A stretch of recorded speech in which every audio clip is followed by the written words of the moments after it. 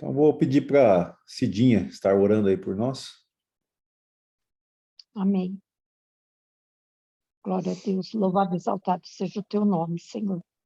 Ó Deus amado, muito obrigada, Senhor, por mais um dia de vida que o Senhor nos dá. Muito obrigada, Deus, pela tua misericórdia que se renova cada manhã sobre as nossas vidas, ó Pai. Perdoa, Senhor, os nossos pecados, as nossas fraquezas, as nossas iniquidades, ó Pai, tudo aquilo que não tem agradado ao Senhor. Que o Senhor venha passar sobre nós o sangue precioso de Jesus Cristo, para que nós possamos purificar, Senhor, estarmos diante de Ti nesta hora e aprender mais de Ti, da Tua palavra. Ó Deus amado, que o Senhor venha nos ensinar, nos capacitar, Senhor, a estar, Senhor, na Tua presença, a viver a Tua palavra, Pai. Abençoa, Senhor, os céus que irá ministrar, Senhor, esta aula, que o Senhor dê a ele sabedoria, Senhor, e entendimento na Tua palavra, para que ele possa nos ensinar. Muito obrigada, Senhor, em nome de Jesus. Amém. Amém. Amém. Glória a Deus. Essa semana, então, nós estamos hoje concluindo, né? A ira e o Armagedon.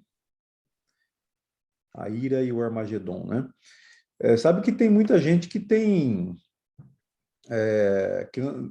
um pouco de receio, né, de estudar o Apocalipse, né? E às vezes tem um pouco de medo. Tá com a gente aí também a Eva chegando. Fala, Eva. Vai poder falar hoje, Eva? Tá melhor da boca? Sim, pastor. Ah, Apesar que está cheio de ponto ainda, mas está melhor assim, graças a Deus. amém. Amém. Seja muito bem-vinda. Então, muita gente vê o Apocalipse, né? Tem passagens que falam de destruição, né? De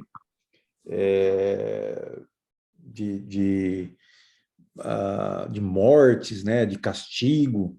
Então, justamente essa lição de hoje, nós estamos vendo sobre a ira, né? A ira de Deus e o Armagedon. O Armagedon, que é uma batalha, né? Que vai acontecer. Mas o Apocalipse também ele tem muitos cânticos de louvor, de adoração a Deus. Então, é isso que é interessante no livro de Apocalipse, né? Fala muito sobre essa adoração, e esses cânticos têm um significado muito grande. Vocês conhecem algum cântico? Vocês identificaram, lendo o Apocalipse, algum cântico que a gente canta na igreja e que está em Apocalipse, ou foi inspirado em Apocalipse?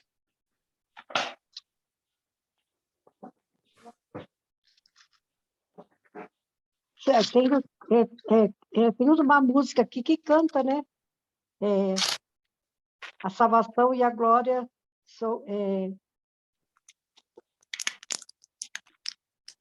tem um aqui que a gente canta na igreja, acho que foi tirado daqui. Qual deles? Aí eu vi, agora não sei onde está. É lá em Apocalipse 15, irmã.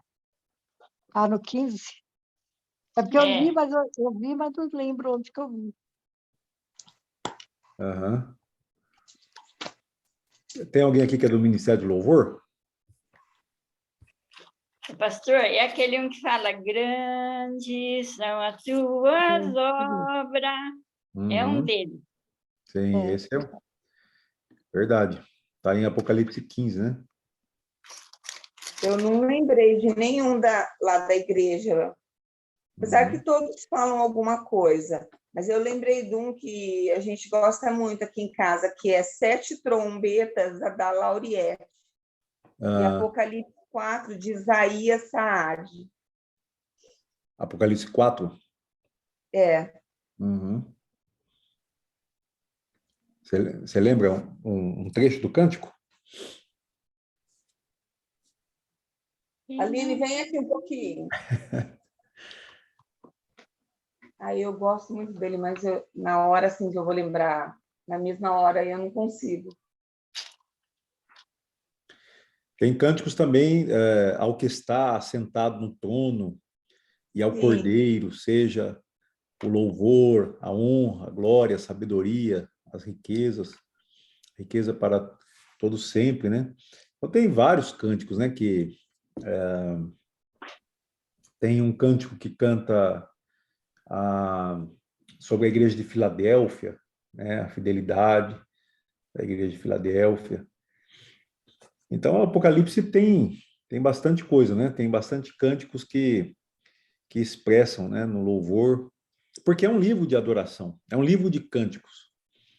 A gente acredita que a igreja que recebeu o Apocalipse, né, a igreja nos dias de João já estava velhinho, né, quando ele escreveu o Apocalipse, e eles estavam debaixo de perseguição, né? Eles eram perseguidos pelo Império Romano.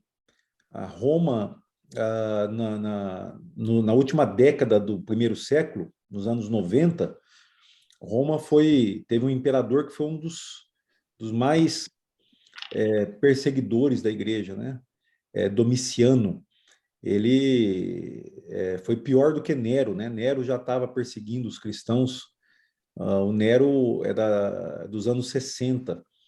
E João, ele está velhinho, está exilado na ilha de Patmos, mas a igreja, ela recebe a revelação, que Apocalipse significa revelação. Esse é o sentido do nome Apocalipse em grego, né? Revelação daquilo que está acontecendo, vai acontecer no futuro, mas é a revelação, né? Tanto que em inglês esse livro se chama Revelation, né? E quando eles recebem, né, essa revelação, eles vão cantar esses cânticos, né? Enquanto eles são perseguidos. Alguns historiadores relatam, inclusive, que eles cantavam enquanto eles eram mortos na arena, né? Então, nós cristãos, nós temos a vocação de adorar a Deus, né? E o livro de Apocalipse tem essa função também, de nos dar essa perspectiva de adoração. E eu acho que é justamente aí que a gente começa, no capítulo 15 de Apocalipse, né? A primeira pergunta quais palavras indicam uma conclusão, ou uma consumação em Apocalipse 15:1? O que vocês descobriram?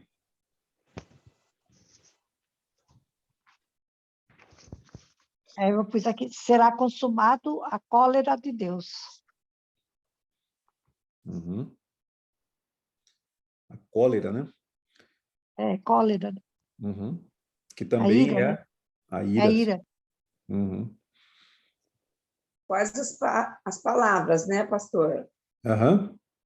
Eu coloquei consumada, sinal e a ira de Deus. Uhum. A ira de Deus que será consumada. São as conclusões do capítulo, né? Palavras conclusivas, decisivas.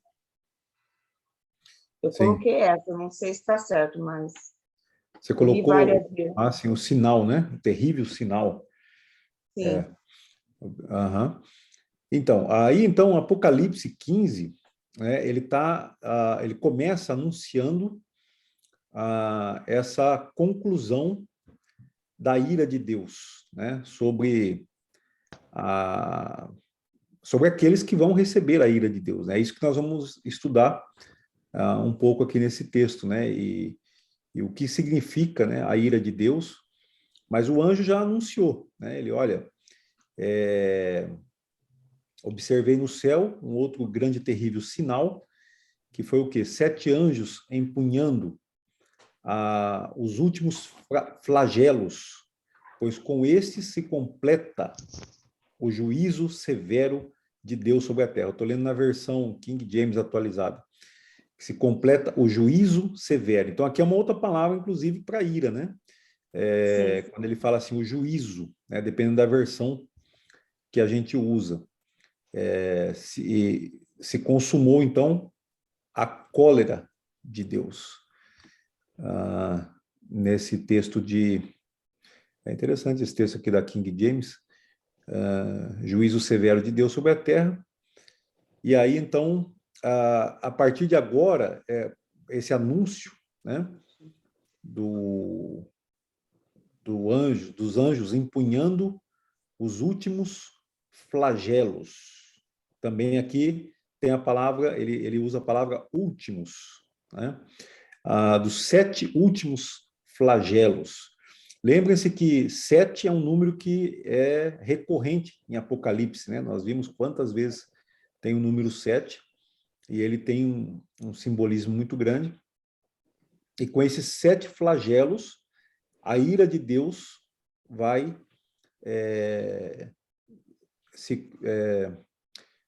ser esgotada, né? Ou seja, ela vai terminar, vai se consumar, né? É algo que vai terminar. Muito bom, né? Porque a ira de Deus não é uma coisa fácil, né? Não é uma coisa prazerosa para quem recebe. Então, na pergunta número 2, ele pergunta, então, quem, onde e o que estão fazendo nos versos 2 e 3. Essa é bem facinho, né?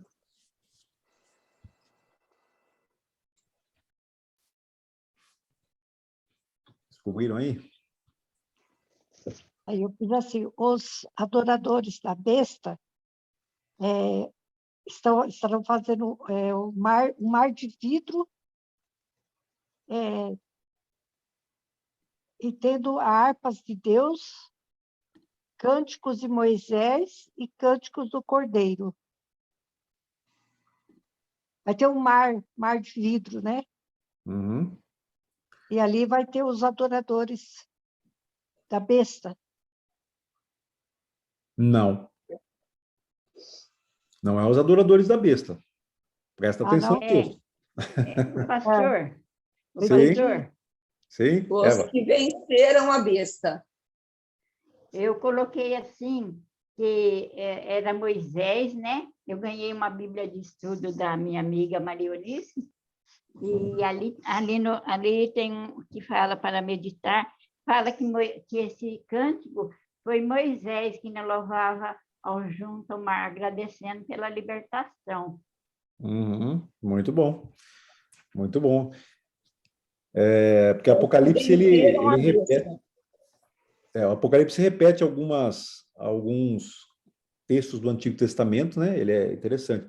A Patrícia está falando que são os adoradores, são os que venceram a besta, né? São os que venceram, os vencedores da besta, sua imagem, que vão estar adorando. Então, a pergunta quem? Os vencedores vão adorar a Deus. Eu pus vencedores, mas daí eu falei adoradores. Os vencedores. E a pergunta, onde? No mar de vidro. No mar de vidro, né? Esse mar de vidro é na presença de Deus, né? Ele vai aparecer também lá no capítulo 4, né?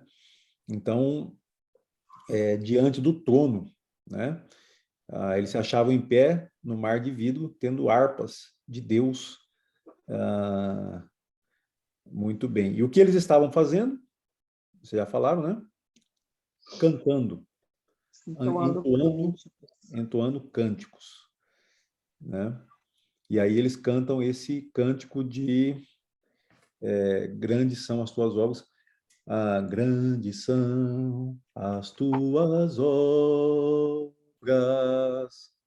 Senhor Todo-Poderoso, justos e verdadeiros são os teus caminhos. Depois ele fala, quem não temerá, ó Rei das Nações, quem não temerá, quem não glorificará teu nome, ó Rei das Nações, Quem não te louvará, pois só teu nome é santo. Muito bem, né? Então aí a igreja está adorando, né? O povo de Deus está adorando, né? Os vencedores da besta e da sua imagem e do número do seu nome, que se achavam em pé diante do mar de vidro, né? Glória a Deus. Esse cântico também está lá em Êxodo, né? Quando eles cantam também algo semelhante assim, né? Lá em Êxodo capítulo 15. 15, de 1 a 9. Uhum, isso mesmo. Bom, então é isso, irmãos. Esse cântico está bem no meio do livro do Apocalipse, mas já uma coisa que a gente vai lendo o Apocalipse e cada um dos ciclos, né? Porque aqui nós vamos entrar, aqui o texto entra nos 7 flagelos.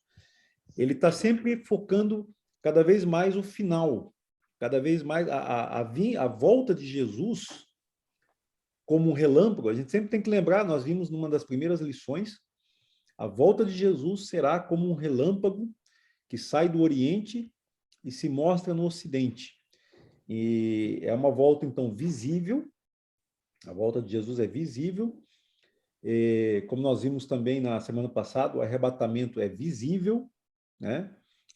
Nós não temos base bíblica para um arrebatamento, como foi falado, secreto ou invisível, né? E o arrebatamento é visível.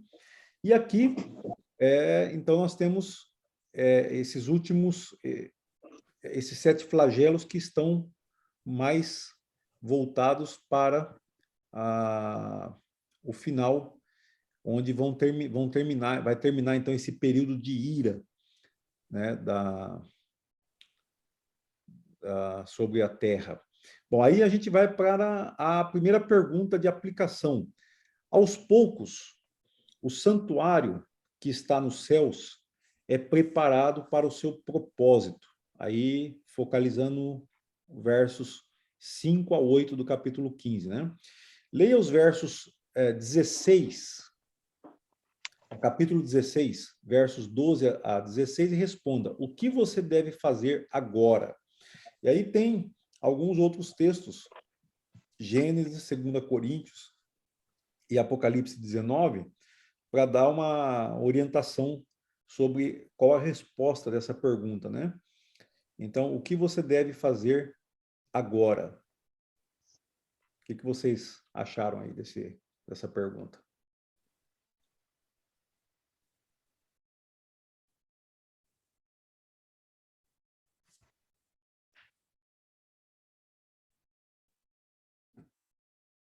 Eu acho que dentro desses textos que foi dado para a gente ler, como é de reflexão, eu reflito da forma que a gente deve estar preparado para obedecer o que é de Deus, para a gente poder discernir o que é de Deus e o que não é de Deus, para a gente obedecer, para a gente estar sempre na presença de Deus, tentar perdoar, que é muito difícil a gente perdoar, e o perdão acho que é uma coisa que nos tira muito da presença de Deus.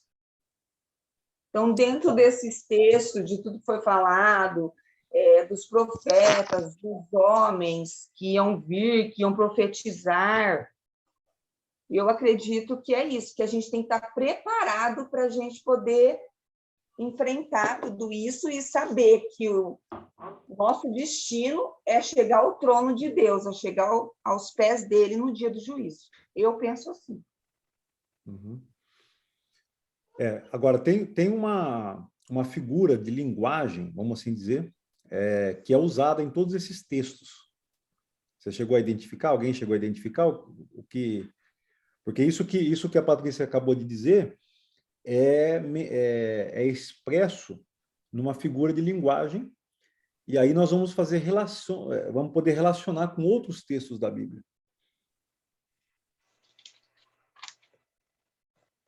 Qual que é essa figura? Vou dar uma dica para vocês aí. Então, no capítulo 15, que é o primeiro texto mencionado, no verso...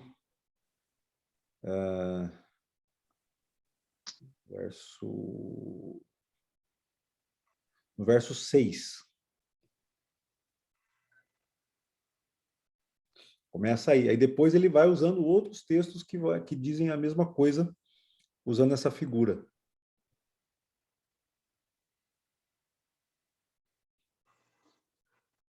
No 16, né? Não, 15:6. Começa no 15:6. Aí depois, no 16, eu acho que é no Ele está no 16, ele tá no 16, 15. 16. 15:6, Cintas de ouro. Cintas de ouro, é? cintos de ouro, tem. Uhum. Cingidos com cintos de ouro pelos peitos. Mas em geral tem outra palavrinha que expressa melhor. E da ira de Deus que vive para todo sempre. Não é o 16:16, é o 16:15 também. É o 16:15 também. Fala o quê? Veja bem. Eis que venho com o ladrão. Bem-aventurado aquele que vigia e guarda suas roupas para que não ande nu e não se vejam as suas vergonhas. Então, ele vai vir de surpresa e a gente tem que estar preparado para quando ele vier. Isso. E qual que é a figura de linguagem aí? Está revestido da palavra. O ladrão. Tem a questão do ladrão também, mas vocês não estão ainda batendo até uma palavrinha que aparece em todos os versos, inclusive lá em Gênesis, porque aí ele manda a gente ler Gênesis 3:21, 2 Coríntios 5:3 e também Apocalipse Bem-aventurado 19:8. aquele que vigia. Não é vigiar, é outra palavra. Essa ficou difícil, hein? Mas está em todos os textos. Armagedon? Não. Ué? Todos esses textos falam sobre roupas ou vestes, sobre estar vestido. Por isso que quando falou do cinto, chegou perto, né? Porque também fala de vestes, né? Em 15:6, né? Ele fala vestidos de linho puro e resplandecente e cingidos ao peito com cintas de ouro. Então, esse linho, vestido de linho puro, depois lá em Apocalipse 19 ele vai falar novamente. Na próxima lição, na próxima semana, nós vamos procurar estudar mais a fundo quais são as características, né, ligadas a essa vestimenta. Porque quando o homem foi criado, o homem e a mulher, eles estavam nus e não se envergonhavam. Quando entrou o pecado, eles viram que estavam nus e tiveram vergonha. Então, eles fizeram roupas de folhas das árvores, né? De figueira, mas aí Deus foi e fez para eles uma roupa de pele de animal. E a partir de então, essa figura de linguagem, ela aparece várias vezes na Bíblia. E ela fala que só vai poder entrar no santuário quem estiver vestido. Ninguém vai entrar nu no santuário. Sim. Então, aqui o Apocalipse, ele está falando várias vezes sobre o santuário e o tabernáculo, que é o templo, né? E só pode entrar quem está vestido. Então, o que ele está falando aqui, os 7 anjos que tinham 7 flagelos saíram do santuário, vestidos de linho puro e resplandecentes e cingidos ao peito com cintas de ouro. Quem estava vestido aqui?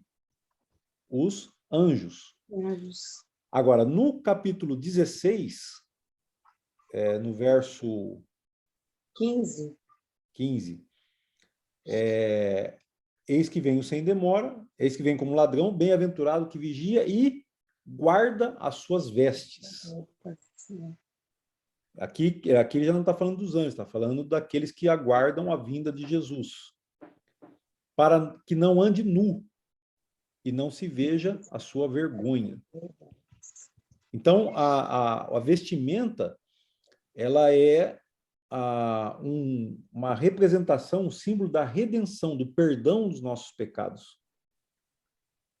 Quem não tem os seus pecados perdoados, o que não está vestido e anda nu diante de Deus, anda com as suas vergonhas expostas.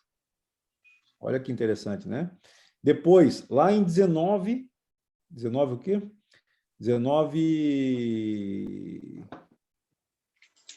8. 19:8 de Apocalipse. Foi-lhes dado vestir-se de linho finíssimo, resplandecente e puro, porque o linho finíssimo são os atos de justiça dos santos. Aí nós vamos ver mais sobre isso daqui. Aqui está falando da esposa do Cordeiro. Então, nós vamos estudar mais a fundo essa semana esse assunto, bem interessante. Bom, aí eu já citei Gênesis, mas também nós podemos ler também, para reforçar, 2 aos Coríntios 5:3, mais esse texto, né? 2 aos Coríntios 5:3, Paulo fala sobre isso também. 2 aos Coríntios 5:3. Se Então, todavia, estando vestidos, não formos achados nus. Exato. Esse texto a gente estudou ele quando estávamos estudando a lição que fala da ressurreição, né? E então ele fala que nós seremos revestidos da nossa habitação celestial, se todavia formos encontrados vestidos e não nus. Interessante aqui porque ele fala dessa transposição ou transferência, né, desse tabernáculo que nós gememos aqui hoje para a habitação celestial, sermos revestidos da nossa habitação celestial. Então, esse tema também está em Apocalipse, né, porque o santuário, né, ele fala do tabernáculo, lá em Apocalipse 21, nós vamos terminar o livro falando do tabernáculo, né? E aqui ele fala, se todavia formos encontrados vestidos e não nus. Então, aí na prática, o que a Patrícia falou no começo se aplica, né? Por exemplo, ela mencionou a falta de perdão, né? Então, é um pecado. Se o crente, né, não aprende a obedecer, né, e de certa forma não aprende a perdoar, assim como ele foi perdoado por Jesus, então isso é uma forma de estar nu, né, e de não estar vestido, não estar preparado, né? Então ele virá como um ladrão, mas nós temos que vigiar e estarmos vestidos, né? Então essa vestimenta ela está ligada diretamente à prática da nossa fé, que se manifesta, ou vamos assim dizer, através da prática, né? Lembro que nós não podemos falar que nós temos fé se a gente não pratica o que a nossa fé diz, né? O que a nossa fé ensina. Então, o que é que nós devemos fazer agora? Respondendo diretamente, manter-se vestidos, ou aqueles que estão nu, que se vistam, né? Que se preparem. É interessante, né? E a vestimenta é algo que, né? Você não sai, ninguém sai de casa. Você pode, às vezes, quando você está dentro da sua casa, você até pode usar uma roupa mais leve ou até ficar sem roupa. Mas quando você sai da sua casa, sai do seu quarto, você se veste, você se apresenta às outras pessoas de uma maneira, né, melhor, né, de uma maneira mais honrosa. É interessante, por exemplo, no Senegal, eu acho muito interessante quando a pessoa sabe que vai receber uma visita, ela se veste também como se ela fosse sair de casa, como se ela fosse visitar, mesmo que ela não vai.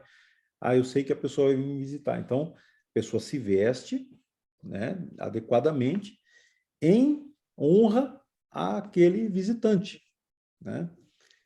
No Brasil, a gente não faz muito isso, né? A gente, às vezes, recebe a pessoa do jeito que a gente está mesmo, né?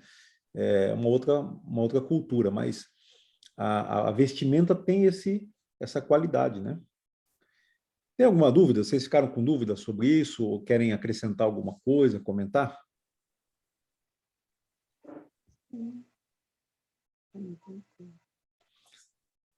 Muito bem. Então, a importância de estarmos preparados para a vinda de Jesus. Então, o que nós podemos fazer agora? Manter-se vestidos, né? Voltando, então, para a pergunta de número 3. Pergunta de descobrimento, né? Descobertas. Ela diz assim, leia Apocalipse 16, de 1 a 16, e também o verso 21. Qual é a história do Antigo Testamento que lhe vem à mente?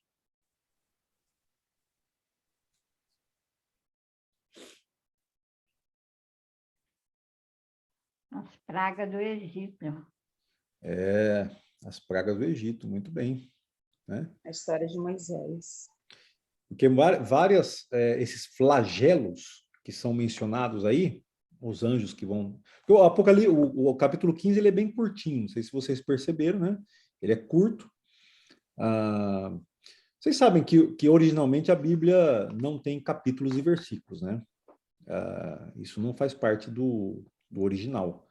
Quando você lê, você tem que sempre ter uma visão um pouco mais acurada nesse sentido, né? Posteriormente, é que foram acrescentados capítulos e versículos para facilitar a encontrar passagens da Bíblia. Só que tem o seu... Isso atrapalha, às vezes, a gente a ver o texto como um todo, né? Então, por exemplo, pessoal, a gente fala muito hoje em decorar versículos, né? Vamos decorar versículos.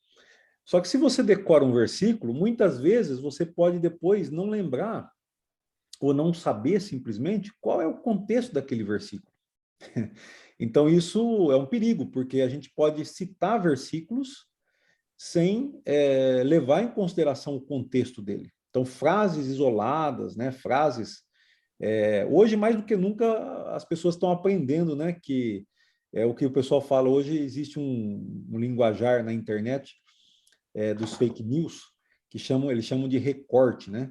Então, você pega o que uma pessoa falou, ou uma entrevista, alguma coisa assim, aí as pessoas fazem um recorte em cima daquilo e conseguem montar a pessoa falando uma coisa que ela não falou, né? Porque você tira uma frase aqui, tira outra palavra lá, aí você vai montando aquilo e vai formando todo um discurso que não foi verdadeiro, não foi aquilo que foi falado. E às vezes as pessoas fazem a mesma coisa com a Bíblia. Fazem a mesma coisa, né? Pega um versículo aqui, pega outro ali, aí vai montando, e aí no final sai um montão de coisa errada, né? Sai um montão de heresias, que a gente chama de heresias, né? Mas então tem que tomar cuidado, né? Mas então o capítulo 15, ele é curto. E logo ele já passa ao capítulo 16, e bem respondido aí a Eva, né? Você vai ver que várias pragas são, então, ligadas, ou lembram, né? As pragas do Egito. E quem sofreu as pragas do Egito? Quem que sofreu elas? Quem que padeceu debaixo dessas pragas? Egípcio. Os egípcios, né? E não os hebreus, não, né? Os hebreus, eles foram poupados. Essa que é a ideia aqui. Vocês se lembram quando nós falamos de tribulação e ira? Só para fazer para recordar um pouco, né? Tribulação normalmente é ligado ao povo de Deus que é perseguido, que é atribulado, né? Que né, de certa forma, enfrenta as dificuldades. A ira não é destinada ao povo de Deus. A ira é destinada aos que não conhecem a Deus, aos que não adoram a Deus, né? A misericórdia e a bênção de Deus sempre são reservadas para o seu povo. A misericórdia. Nós não vamos sofrer a ira porque nós temos a misericórdia de Deus. Mas quem não tem a misericórdia de Deus, quem não... Então é interessante, né, esse estudo, porque nem todo mundo, não são todas as pessoas que vão poder contar com a misericórdia de Deus. Quais são as pragas que vocês viram aí? Tem úlceras, Das rãs, as rãs, exato, as úlceras, que mais? Trevas, Piolho, piolho. Água em sangue. isso, as águas em sangue, tornadas em sangue, interessante. Então, todas essas não é exatamente as 10 pragas, né? Mas é esses flagelos lembram essas pragas do Egito e vão mostrando como que vão acontecendo essas coisas na ira de Deus, né? Uma coisa interessante também é que é um pouco difícil a gente identificar no Apocalipse em que momento exato essa ira vai acontecer e esses flagelos vão acontecer, se ele depois da vinda de Jesus, ou ele acontece durante a vinda de Jesus, como se há um lapso de tempo, né? Por isso que nós vimos, por exemplo, outra coisa que nós descartamos também no estudo passado, foi que o arrebatamento secreto aconteceria antes da grande tribulação. Nós vimos que não tem sentido, porque se tribulação é destinada ao povo de Deus, então o povo de Deus passa pela tribulação. Só que a ira de Deus, quando Jesus então volta, essa ira, ou ela já está, ou ela já foi derramada, e Jesus volta só para concluir esses castigos, né, essa ira, ou Jesus volta e do céu, né, ele continua derramando a sua ira, mas ele chama o seu povo para ele enquanto ele derrama a ira. Então, essa maneira de interpretar a questão da linha de tempo, a linha do tempo, né, da escatológica, ela é vista como mid-tribulacionista. Então, Jesus volta no meio da tribulação, seria mais ou menos isso. Quer dizer, não terminou ainda. A ira não foi totalmente derramada, mas agora vai ser derramada. Por quê? Porque a partir do capítulo 15, se a gente... Claro que o Apocalipse não é uma linha cronológica reta. Nós já falamos isso várias vezes. Ela vai numa espiral, né? Mas depois do capítulo 15, nós não vemos mais os santos sobre a terra, né? A partir do capítulo 15, você pode procurar, você vai lendo, ele só vai falando da ira de Deus, se bem que falta pouco, porque aí chega no capítulo 16, esses flagelos são todos derramados sobre a terra, e o capítulo 17 vai falar da grande meretriz, né? O 18 também 17 e 18, eles vão falar dessa grande meretriz ou prostituta, que é personificada na cidade de Roma, né, num primeiro momento, dentro do contexto de Apocalipse. É Roma que seduziu as nações e tudo. Nós vamos ver um pouco isso na próxima semana, eu acho. Fala um pouco do globalismo e alguma coisa assim, mostrando como que pode se aplicar isso hoje. E depois, então, já vem a volta de Jesus no 19, que é o casamento do Cordeiro com a sua esposa, que é a igreja. É bem interessante isso daí, né?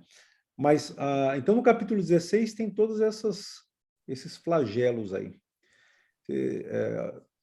Se alguém quiser fazer alguma pergunta ou fazer alguma observação, fique à vontade.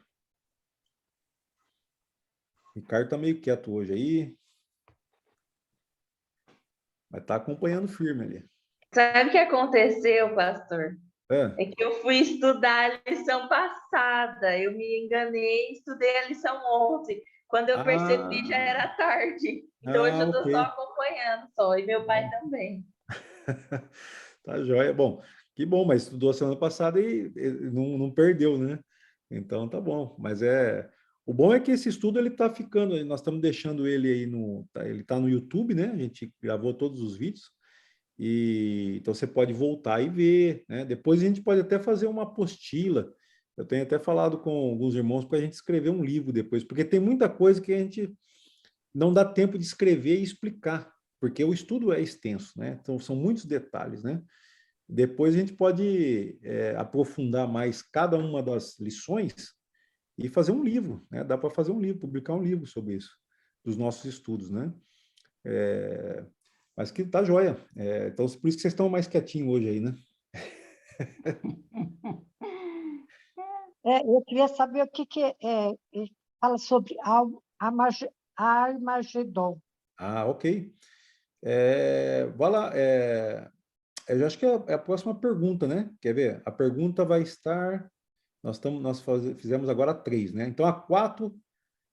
Isso, a 4 fala assim. Aí vai responder a sua pergunta, mãe. A 4 diz assim: leia Apocalipse 16, 13, 14 e 16 e liste todos os personagens que encontrar e diga o que eles planejam fazer agora.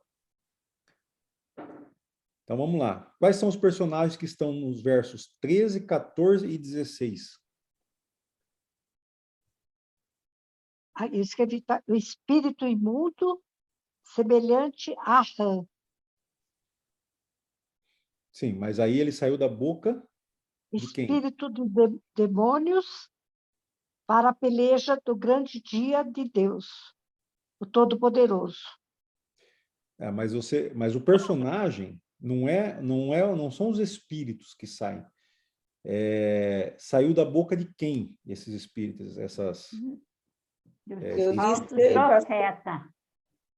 do falso eu profeta? listei, pastor, o dragão, a besta e o falso profeta. Exatamente. O É. dragão, a besta e o falso profeta. Eles que são os personagens aí, no caso, eles que são o verbo tá sobre eles, né? Eles é que saiu da boca deles esses espíritos imundos. Então, o dragão, a besta e o falso profeta.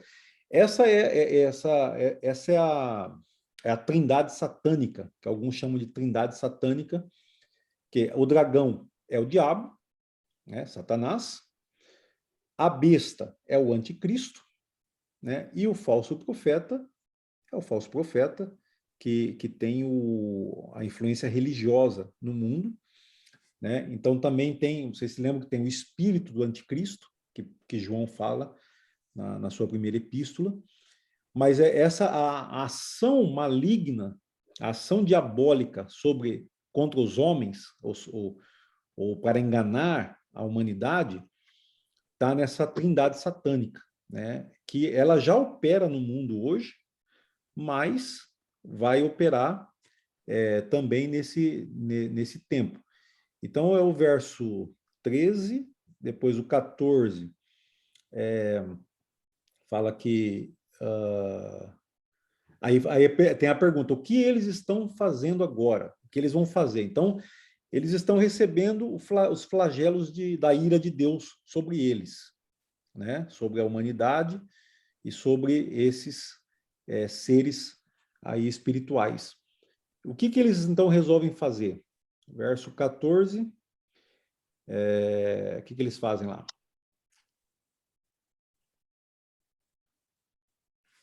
Eles realizam sinais milagrosos. Isso. Continua, mas e aí eles vão... Vão aos reis de todo mundo a fim de reuni-los para a batalha do grande dia do Deus Todo-Poderoso. Exatamente. Então eles vão aos reis de todo mundo. Se dirigem, né, aos reis do mundo inteiro, com o fim de ajuntá-los para a peleja do dia do grande Deus Todo-Poderoso. E depois o verso 16, o 15 é uma advertência aos santos, né, que nós já lemos, que é para se guardar vestido, e o 16, finalmente, eles se ajuntaram no lugar que em hebraico se chama Armagedon. Então é bem interessante. Então vejam lá. Então, essa batalha, né, esse dia do Deus, grande dia do Deus Todo-Poderoso, os profetas do Antigo Testamento, eles anunciaram esse dia, né? Então, nós já vimos isso também, inclusive Jesus, ele usa várias vezes ele usa essa linguagem, ele fala que vai ser o dia, ele fala o dia do Filho do Homem, né? O dia da ira de Deus. Então, aqui, esse dia é o dia, pode ser pode ser esse período todo é chamado de dia, ou seja, é um período onde Deus está acertando as contas, porque a ira, ela tem o sentido do juízo, né? Então, Deus, ele é justo. O mundo ímpio que existe vai sofrer a justiça, o juízo de Deus. Juízo e justiça são duas coisas distintas, né? Então, o mundo vai sofrer o juízo de Deus, que é a ira. A ira de Deus, a ira do Cordeiro também é falado aqui, né? Enquanto isso, então, esses seres espirituais, né, diabólicos, né, eles vão enganar, eles vão levar os reis da terra a lutarem contra Deus, contra Jesus, nessa batalha num lugar chamado Armagedon, que que vem do hebraico. Então, a ideia, ela vem do Antigo Testamento também, né? Como eu falei para você, a gente tem falado aqui várias vezes, o Apocalipse, ele vai resgatando todas as profecias que estão no Antigo Testamento, né? Então, havia lá no Antigo Testamento um lugar chamado Monte de Megido, que algumas batalhas, Israel travou algumas batalhas nesse lugar, por exemplo, em Juízes, capítulo 5, e em 2 Reis, capítulo 23, né? E agora ele está anunciando essa batalha final que vai acontecer, que vão reunir todos os reis da terra para lutar contra Deus, contra Jesus nessa batalha. Por isso é que então dá a ideia, né, de que Jesus, ele já está presente. Por isso que eu falei, dá a ideia de que ele já está presente, ele já voltou, mas haverá uma batalha final. As pessoas vão se rebelar. Interessante porque a gente valoriza muito, por exemplo, na nossa vida, o que a gente vê, principalmente a sociedade de hoje em dia. Eu pergunto sempre para as pessoas, né, o que você prefere perder se você tivesse que perder a vista ou a audição, né? A maioria das pessoas prefere perder a audição, porque a gente é baseado naquilo que a gente vê. Tanto que as pessoas que não creem em Deus, elas falam assim, eu não vejo, então eu não creio, eu só acredito naquilo que eu vejo. Nossa. Mas a visão, ela não é tudo, né? Nós temos, a audição é muito importante. E se eu perder a audição, eu perco também a capacidade de falar. Então, eu perco a minha capacidade de comunicar, né?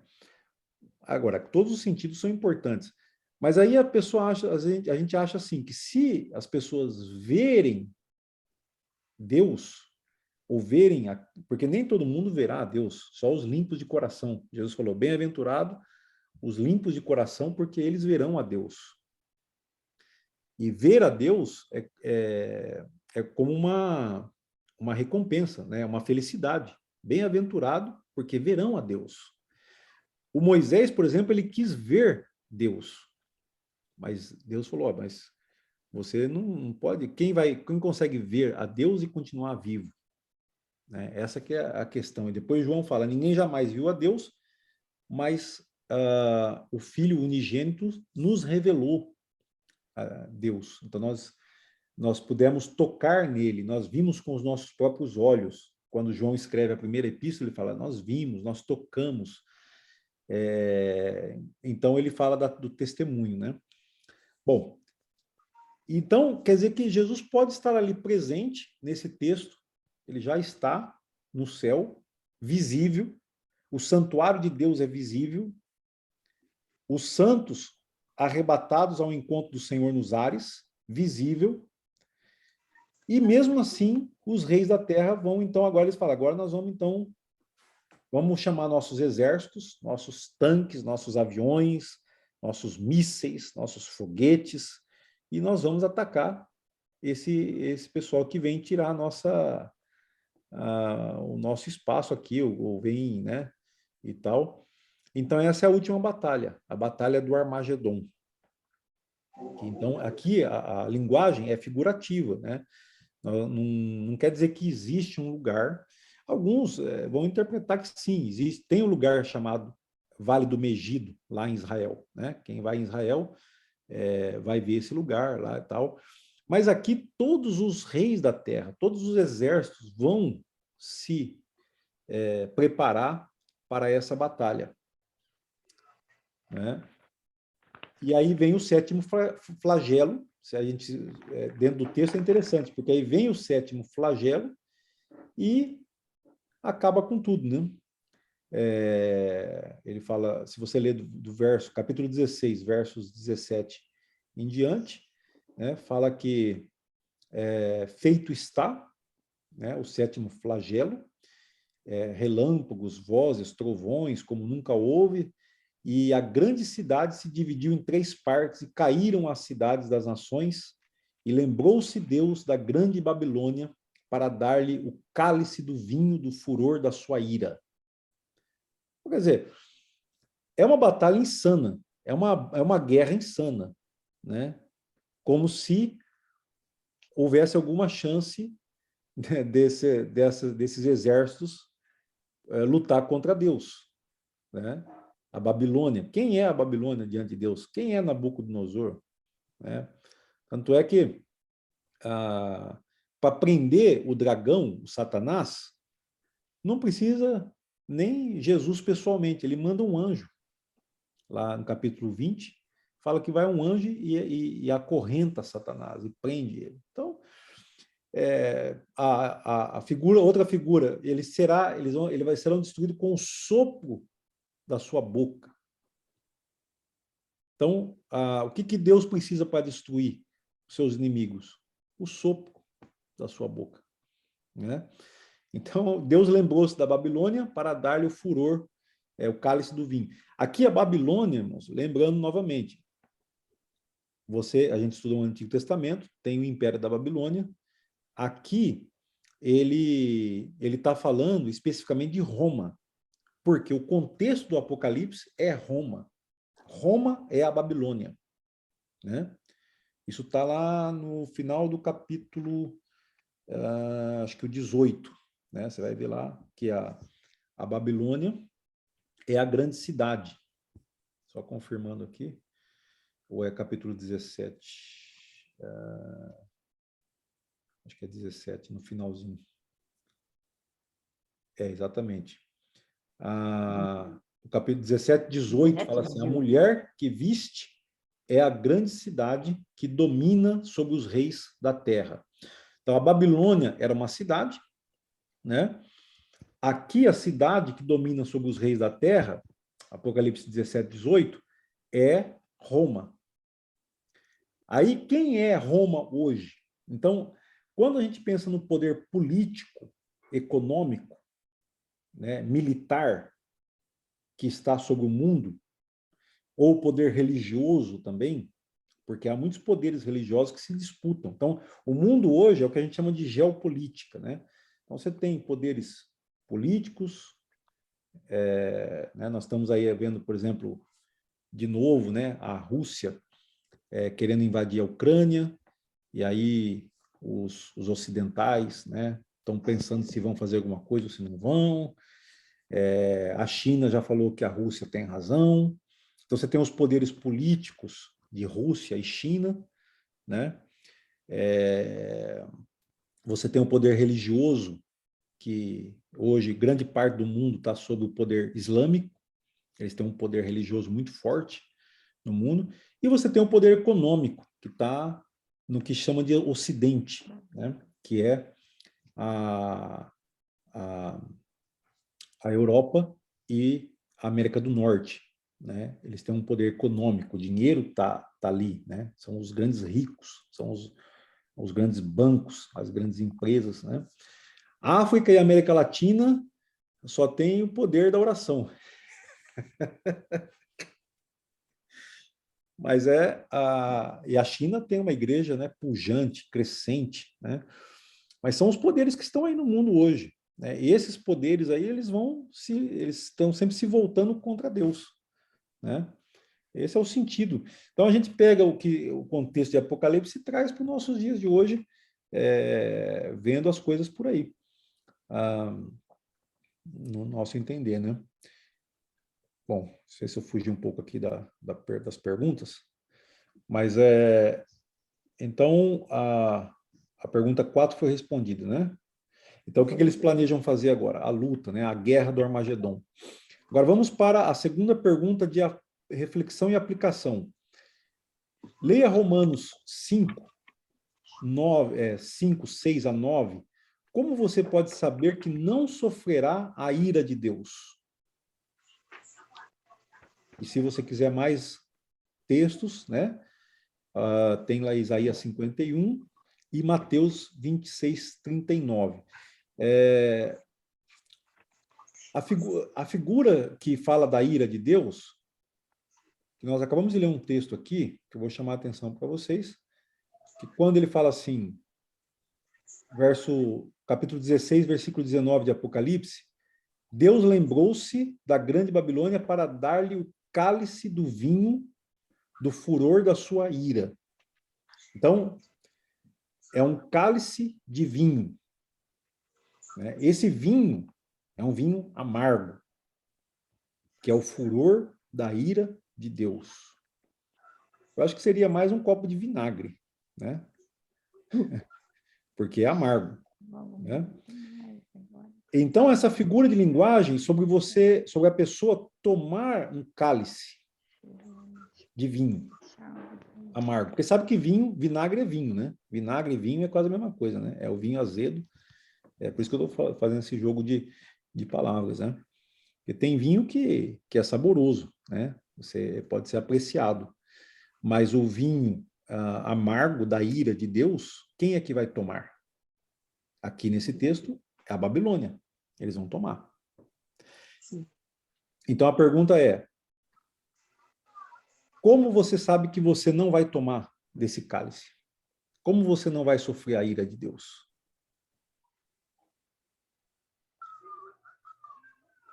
Porque todos nós somos pecadores. Porque Deus morreu por nós, mesmo quando ainda éramos pecadores, e porque fomos justificados pelo sangue. Exatamente. O Paulo ele usa justamente essa palavra, somos salvos da ira. Então, ele nos salvou da ira através da sua morte. E esse texto de Isaías 51 ele é interessante porque ele fala sobre Jerusalém, que Jerusalém não vai mais tomar desse cálice. E ele fala que ele mesmo vai resolver isso. Então, o Isaías ele está anunciando a obra de redenção de Jesus. Jerusalém merecia tomar o cálice da ira de Deus. E Jerusalém trazendo para o Novo Testamento, Jerusalém é uma figura do povo de Deus, a igreja, né? Então você tem Jerusalém no Antigo Testamento, em certo momento ela é rejeitada, mas aí Deus anuncia a redenção, e ele fala, você não vai mais tomar desse cálice, porque eu vou tomar ele por você. Estou parafraseando. E aí Jesus, então, ele vem e ele fala, Pai, se possível, passa esse cálice de mim. Ele também pergunta para os discípulos, vocês podem beber o cálice que eu vou beber? Quando eles querem se assentar, um à sua direita e outro à sua esquerda, ele fala, vocês podem beber o cálice que eu vou beber? Então, Jesus, na cruz, ele estava sofrendo a ira de Deus pelo seu povo. Pelo seu povo, não por todos. Vocês viram que aqui ainda resta, voltando ao começo da nossa lição de hoje, ainda resta um cálice, ainda resta a ira que será derramada. Porque aqueles que não foram salvos por Jesus sofrerão a ira, a Babilônia, né, e os adoradores da besta vão tomar o cálice da ira de Deus. Mas eu não vou tomar, porque Jesus tomou por mim. Foi justificado. Né? Então, aqui está a mensagem, né, do Evangelho para nós, né? E agradecer a Deus pela redenção, pela salvação tão maravilhosa que Ele nos deu. Amém? Amém. Glória a Deus. E, indo para as duas perguntas finais lá, 5 e 6, vamos lá ver. A 5 fala assim, considere que nessa batalha estarão os reis da terra. 19, né? As nações que há nos 4 cantos da terra.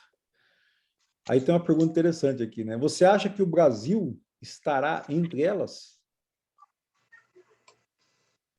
Eu acho que sim. Eu também Todas as acho nações que vão estar, né? Uhum, A ideia é que sim, né? Porque todas as nações estarão. Então, qual é a nossa... Assim, isso nos leva a pensar que a política ela deve ser praticada com uma certa parcimônia, né? Ou seja, a gente não pode se iludir com a política, além do que ela pode realmente oferecer, que são paliativos, né? Mas esses reis, todos esses governos, eles são governos humanos. E naquele dia, na batalha, eles vão estar lá, lutando contra Deus. Né? É isso que eles vão fazer. E eu acho que não tem muito que a gente ter uma esperança diferente disso. Né? Interessante nessa questão. E a pergunta número 6. O Apocalipse 19, o capítulo 19 do Apocalipse traz a última descrição da volta de Jesus. Como eu falei, tem várias descrições ao longo do livro, né? Mas em 19 é a última. Antes, porém, entre os versos 1 a 10, há 2 motivos de louvor. Quais são eles? Apocalipse, então, 19, de 1 a 10, 2 motivos de louvor. Eu coloquei o versículo 4 e o 6. Uhum. Quais são os motivos, então, que você achou? E os 24 anciões e os 4 animais prostraram-se e adoraram a Deus, que estava assentado no trono, dizendo, Amém, Aleluia. Uhum. E aí o 6. E vi como que a voz de uma grande multidão, como que a voz de muitas águas, e como que a voz de grandes trovões que diziam, Aleluia, pois já o Senhor Deus Todo-Poderoso reina. Uhum. Agora, não sei, achei interessante esses 2, achei que esses 19:1, né? 19:1. Qual que é? também. O que fala lá? Depois dessas coisas, eu vi no céu como uma grande voz de uma grande multidão. Diziam, Aleluia, a salvação, a glória, a honra, o poder pertence ao Senhor nosso Deus. Sim. Também. Me parece que a resposta dessa pergunta tem a ver com uma das razões por que eles louvam a Deus, porque ele julgou a grande meretriz que corrompia a terra com a sua prostituição. Sim. Né? Que aqui, então, quando Jesus volta, então, ele está mostrando, né, que a volta de Jesus vem para julgar essa prostituição, né? Aqui não está falando somente da prostituição como um pecado, né, de prostituição, mas a figura de linguagem da prostituição aqui, a figura que ele usa, é que nós vamos ver isso, essa semana nós vamos estudar mais sobre isso. A confiança que se faz no poder político, né, e que negocia com outros deuses e perde a fidelidade ao Senhor, né? Então, essa prostituição tem a ver com a infidelidade das pessoas com o verdadeiro Deus, né? Então, tem a ver com idolatria, tem a ver com essa maneira de agir, torcendo a verdade de Deus e tal. Então, uma das razões é que ele vai julgar. Isso aí vai ser julgado, né? E então, eles estão louvando a Deus porque ela corrompia a terra, né? A grande meretriz, né? Como eu falei para vocês, ela é anunciada, você vai ler o capítulo 17 e 18, que vai mostrando quem é essa grande meretriz, né? Essa mulher, que tem a figura de linguagem também de uma mulher, e ela estava, então, enganando, e ela também derramou o sangue dos servos de Deus. Então, ela vai ser julgada porque ela derramou o sangue dos santos. Lembrando, novamente, Roma derramava o sangue dos crentes em Jesus, dos santos, né? Roma matava nas arenas, perseguia, prendia, né? Bom, e a outra razão aqui, que a gente vai encontrar, que eles falam assim, no verso...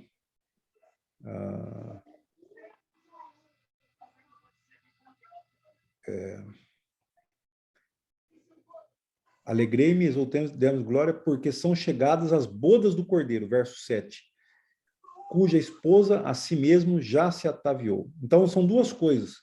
Inclusive, aqui nós vemos duas mulheres. Nós vamos estudar semana que vem agora. Vai se preparando aqui. Duas mulheres. Uma, prostituta meretriz, a grande cidade que engana as nações, que se prostitui com os reis da terra. A outra mulher, a esposa do Cordeiro. Então, são duas mulheres que nós temos nesse texto. Essa segunda, então, as bodas do Cordeiro, boda é uma palavra um pouco usada, né? Mas é o casamento. Então, aqui o motivo de louvor, chegou o dia do casamento da esposa do Cordeiro. Que legal, né? Glória a Deus. Ficou claro para vocês? Tem perguntas? Sim? Sim. Última pergunta de reflexão. Apocalipse 19, 6 a 10. Descreve o casamento do Cordeiro com a sua noiva. Nós vimos aí. Leia Mateus 25. Isso aqui tinha um texto errado, eu corrigi, acho que foi ontem, né, que eu mandei a correção. Era Mateus 24 que estava escrito. Mas Mateus 25, de 1 a 10. E diga por que você acredita que estará lá naquele dia. E aí tem mais duas referências que falam sobre isso em Coríntios e Efésios, né, escritos por Paulo. Vocês conseguiram pegar isso aí? Eu coloquei assim, pois a igreja é a noiva de Cristo, pois passamos esse tempo tendo fé e nos preparando para esse dia, o dia de estarmos ao lado de Cristo para reinar eternamente. Amém. É por aí.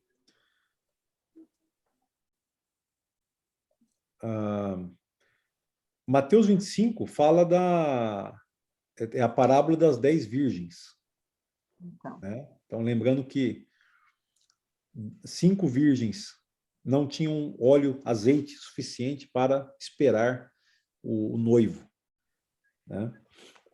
São as 5 virgens nécias, né? Imprudentes. E as 5 prudentes tinham óleo o suficiente e esperaram o noivo com a luz acesa, com a luz das lamparinas acesas. Então, é isso que a Patrícia falou, né? Em outras palavras, é isso aí mesmo, é manter a sua luz acesa enquanto nós esperamos a volta do Senhor Jesus, né? O noivo. Nós somos a noiva e nós precisamos estar com o azeite, o óleo do Espírito, que mantém a nossa lâmpada acesa enquanto nós esperamos, né? Muito bem. E tanto 2 Coríntios 11, 2, como Efésios 5, 32, também fala desse casamento, né? 11, 2. O 11, 2, ele fala assim: zelo por vós com o zelo de Deus, visto que vos tenho preparado para vos apresentar como virgem pura a um só esposo, que é Cristo. Então, a uma virgem pura. Paulo, o ministério dele, ele fala, é isso que eu estou fazendo, esse é meu ministério. É zelar por vocês com o zelo de Deus, cuidar do seu povo, né? Povo de Deus, com zelo de Deus, para apresentar a virgem pura ao seu esposo. Essa é a expectativa de Jesus em relação à sua noiva, à sua virgem, né? Então, essa virgem que não se prostitui com o mundo, né? Com as coisas desse mundo. Então, essa é a figura, então, a igreja é essa noiva de Cristo que está aguardando. Assim, então, Jesus falou sobre isso, Paulo fala sobre isso aqui, em Efésios também, e, finalmente, nós vemos isso em Apocalipse, nós vemos essa noiva. Irmãos, é isso. Tem alguma pergunta? Alguma questão? Tem uma última coisa que eu quero, que não apareceu muito nas perguntas, mas tem a ver com o estudo. Eu vou mostrar para vocês aqui. Deixa eu ver se eu consigo ver aqui.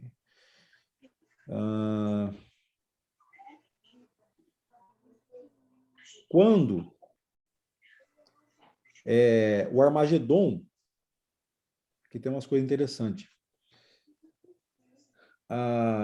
ele vai acontecer, e, na verdade, quando você chega em Apocalipse, mais à frente, nos versos, aqui, ó. Então, eu coloquei assim, Armagedon, né? É uma transliteração do Monte de Megido, do hebraico, aí tem os textos aqui. A partir desse texto, a batalha vai ficar mais clara. Observe que se o milênio for literal, a interpretação do milênio literal ou não, né, tem a ver com como que eu posso dizer?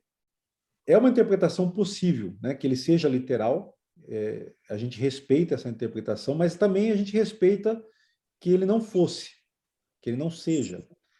Mas se ele for literal, haveria mais de uma batalha, porque você vai ler sobre uma batalha em Apocalipse 19, do 19 ao 21, e aqui a gente coloca como A. E Apocalipse 20, 9, 8 e 9 como B. Essas duas passagens descrevem a vitória final do Cordeiro anunciada em 17:14. Olha que interessante. Então, aqui você tem um esquema A, B, A, B, A, B. Então, pode ser uma batalha só, ou pode ser duas batalhas. Como eu falei, se o milênio for literal, você tem duas batalhas. Mas só que o texto está falando de uma batalha só. Então, no primeiro texto, A, os reis da terra com seus exércitos. B, as nações dos quatro cantos da terra, Gog e Magog. A, mortos à espada. B, mortos pelo fogo vindo do céu. A besta e o falso profeta lançados no lago de fogo. B, o diabo lançado dentro do lago de fogo. Então, esse esquema aqui, ele é baseado nesses dois textos, né? Fica bem claro. Apocalipse 19, do 19 ao 21, é o A. Todos esses acontece isso que está no A. E Apocalipse 20, 8 e 9, que é depois do milênio. Então, o que separa esses dois textos? O milênio. Tá? Então, você tem esses dois esquemas. Então, irmãos, isso aqui não é uma tarefa fácil, tá? Por isso que eu falo, a interpretação, quando chega nessas interpretações mais difíceis, a gente fica meio sem uma conclusão clara de como será. Agora, há que se lembrar que nós estamos falando de um texto profético. Então, qual que é a função de um texto profético? Ele tem uma mensagem. Ele tem uma mensagem dizendo, olha, vai acontecer isso. Aí a gente quer saber exatamente todos os detalhes do que vai acontecer, mas o texto, como ele é profético, ele não tem uma ordem cronológica exata e ele não tem detalhes exatos para nós hoje que estamos olhando para frente, para o futuro. Então, se a gente quiser uma resposta detalhada, ela é um pouco difícil. Então, para o nosso estudo, para a nossa compreensão da mensagem bíblica, nós temos que considerar. Talvez uma linha de interpretação é melhor, é a mais correta, talvez a outra linha é a mais correta. Agora, como eu falei na semana passada, né, tem certas coisas que a gente descarta. Por exemplo, volto a falar, arrebatamento secreto. Isso não tem na Bíblia. Não tem, né? Porque o texto de Tessalonicenses 1 Tessalonicenses 4, 13 a 18, ele fala do arrebatamento, mas ele não diz que será secreto, nem que a igreja vai ficar no céu depois do arrebatamento. Ela continua com Cristo. Então, estaremos para sempre com o Senhor. E aí, em Apocalipse, você vai lendo e vai vendo como que é, e os outros textos de Paulo e tudo. Então, você vai vendo que não encaixa essa ideia de arrebatamento secreto, né? O arrebatamento, ele acontece na volta de Jesus, ou seja, outra coisa, a volta de Jesus em 2 etapas. Nós falamos aqui, num dos estudos passados, nós demos, inclusive, de onde surgiu essa ideia. Essa ideia só surgiu no século XIX, em 1830. Antes disso, nunca nenhum intérprete da Bíblia, das Escrituras Sagradas, tiveram esse insight, né, ou essa interpretação. Então, ela é uma interpretação nova, relativamente, que é popularizada no meio evangélico com a Bíblia de Scofield, que eu, inclusive, já tive, né? Eu até estava conversando com um amigo meu, eu tive 2 Bíblias de Scofield, uma de capa dura e uma de capa flexível. Hoje a gente não vê quase, acho que nem vê, não sei se acha para comprar essa Bíblia. Não sei se alguém aqui já lembra disso. Você lembra, Eva, da Bíblia de Não, Scofield? pastor, não. Ela é uma das mais antigas. Minha mãe lembra, né? Lembro. Essa Bíblia, então, ela traz esses estudos, essas explicações, mas isso não tem fundamento, né? Esse meu amigo estava falando, e eu tinha vontade de ter uma e não tinha dinheiro para comprar. Isso foi nos anos 80, né? Que ela custava caro, né? Comprar uma Bíblia dessa. Mas, então, a gente vem estudando desde essa época e tal. E o importante é que, na conclusão nossa do estudo de hoje, é que a gente tem a mensagem muito clara, como foi vista hoje. Qual é a mensagem? A ira de Deus é para aqueles que adoram a besta. E que... mas a besta ainda não... a besta vai vir, o anticristo. Mas o espírito do anticristo já está no mundo. Desde quando o Novo Testamento é escrito, ele é falado isso. Então, hoje, você já tem os adoradores da besta, que são aqueles que não receberam a redenção de Jesus. E nós que recebemos a redenção de Jesus, somos a esposa do Cordeiro, mas nós precisamos nos manter vestidos, preparados, né, puros para o encontro, para o casamento do Cordeiro e a sua esposa. Essa é a mensagem, né? Os maus serão julgados e serão punidos. E a igreja será recebida pelo Senhor para estar para sempre com Ele. Então, nós temos só mais 2 semanas, irmãos, para terminar esse estudo, ok? Tem mais alguma dúvida? Querem perguntar mais alguma coisa? Então, porque eu já ouvi muito falar que aqueles que não subissem a primeira vez iria ficar no grande sofrimento, né?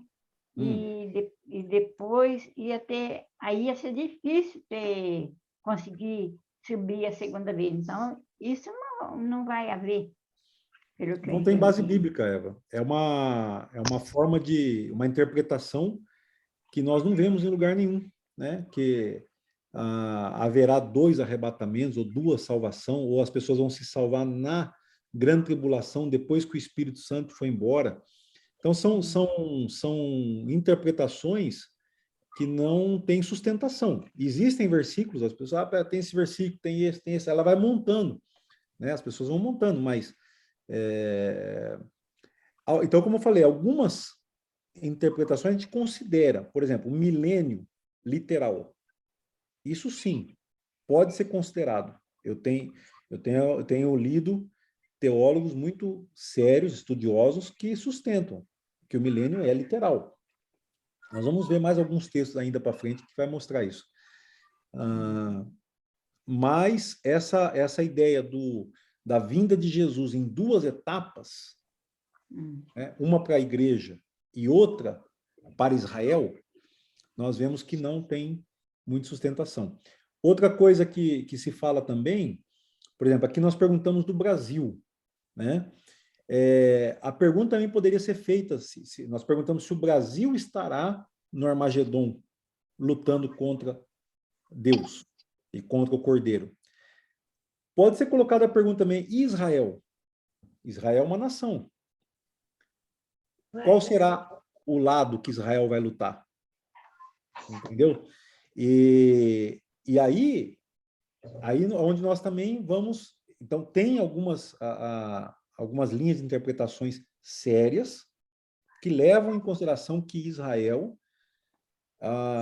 vai se converter totalmente. Mas isso também não é assim, é uma evidência boa, né? Quem sustenta isso a gente respeita, né? Porque esse estudo ele é baseado num estudo chamado dispensacionalismo. Se vocês podem pesquisar, vocês vão encontrar estudos que é baseado nessa interpretação do dispensacionalismo. Então, tem pastores e teólogos muito sérios que sustentam essa ideia, mas também não é muito sustentável. Também tem os que não sustentam, né? Que é diferente de interpretação.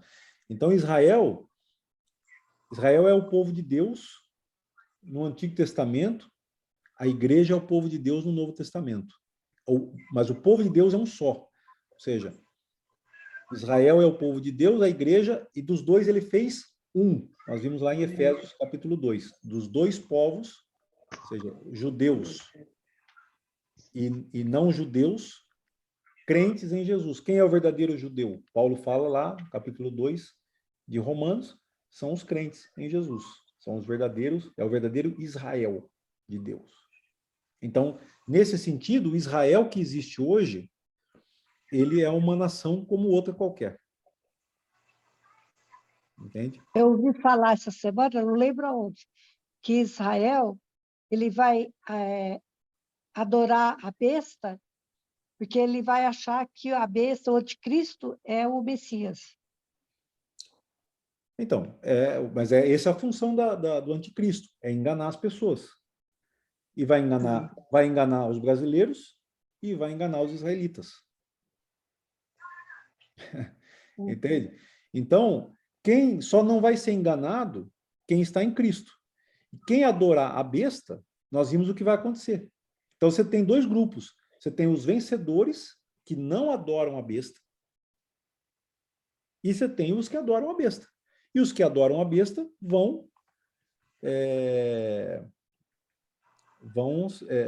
sofrer a ira de Deus. Então, nesse sentido, Israel, se ele adorar a besta, ele vai sofrer a ira de Deus. Esse é um ponto também interessante. Não tem uma segunda chance para os adoradores da besta. Você não vê isso na Bíblia, no Apocalipse. Quem adorou a besta recebeu a marca. Mas os servos de Deus foram selados com o selo de Deus. Então, assim como nós somos marcados pelo Espírito Santo, que nos dá a iluminação, que nos dá, que nos garante que ele é o penhor, ele é o selo da nossa redenção, os adoradores da besta estão perdidos. É o selo do Espírito Santo, né? Então, essa semana nós vamos, essa lição agora, vou mandar para vocês daqui a pouco, é a marca da besta e o selo de Deus. E aí nós vamos procurar justamente, nós vamos repassar o Apocalipse à luz de outros textos da Bíblia, para a gente poder compreender mais claramente qual é a marca da besta e qual é o selo de Deus. E como é que então nós temos esse desfecho, tá? Esse é o estudo dessa semana, para abrir o apetite de vocês. Amém? Amém. Mais alguma pergunta? Ficou alguma dúvida? O selo da besta, a marca da besta não é a vacina, não, né? Com certeza não. Com certeza não é. Porque nós vimos isso quando a gente estudou quando a gente estudou sobre o anticristo, nós vimos que não é a marca que vai enganar as pessoas, tipo assim, ele vai fazer um engano, um jogo com a marca, porque as pessoas têm receio de que, se eu tenho que estar atento porque eu posso ser enganado e eu posso receber a marca da besta sem saber que é da besta. Então, isso seria injusto, né? Digamos assim, da parte de Deus, não deixar uma clareza sobre isso para nós, né? Então, a marca da besta já foi confundida com um montão de coisas. Por exemplo, eu estava vendo outro dia um irmão falando que quando o pai dele recebeu, pela primeira vez pelo correio, um cartão de crédito, que é um dinheiro de plástico, não existia isso, você só comprava com dinheiro. Quando ele recebeu pela primeira vez um cartão de crédito pelo correio, isso deve ter sido o quê? Anos 70, talvez? 80, não sei. O pai dele falou para ele, filho, essa aqui é a besta, é a marca da besta, né? Aí depois surgiu o código de barras. Verdade. Aí o pessoal falou a mesma coisa, é a marca da besta. Por quê? Porque você tem um código de barras que identifica todos os produtos. Aí depois surgiu, o que veio depois?